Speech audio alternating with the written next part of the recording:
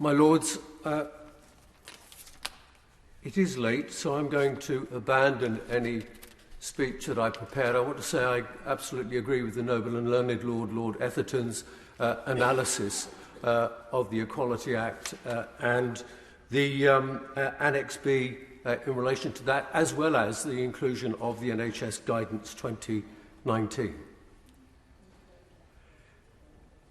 When we address issues of balancing rights, my Lords, we have to always address them on an evidence-based approach and never on anecdotal evidence.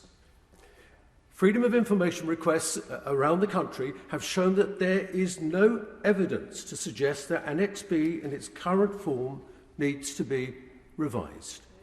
I could talk about the concerns I have that this amendment would cause to trans women and trans men seeking treatment, seeking care within the NHS.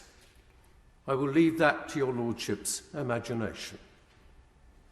But I have to say, my Lords, hearing the way trans women and trans men and trans families and trans teenagers have been represented by some in this House tonight leaves me deeply ashamed. It is part of a continuing narrative to grab something of a minority and use that minority of a minority to represent the entire minority. It was done to people like me when we were arguing with the noble Lord Glencathra when he was in the Home Office we were arguing for an equal age of consent. And the language that was used privately and publicly to describe people like me, men like me, that I was not worthy of being treated as an individual contributing member of society that should be afforded the same protection of the law and the same obligations to the law.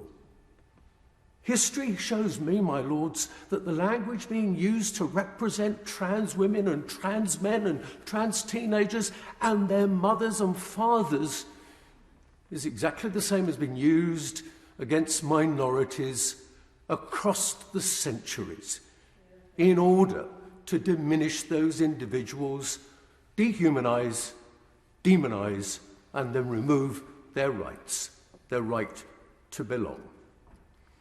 So therefore, I say to the noble lady, the Minister, when she replies, and I say this as a co-founder of Stonewall, the founding chair of Stonewall, and someone who is immensely proud of the inclusion of rights that Stonewall has adopted and continues to adopt and will not flinch away. As an equality organisation, it cannot believe in partial equality. It believes in the equality that is afforded to individuals regardless of difference. And so I say to the noble lady, the Minister, I urge you to respond, to call for the withdrawal of this amendment that causes me deep, deep concern. And please reassure us that any review that you take of the extremely important Equality Act and the guidance of 2019 is only evidence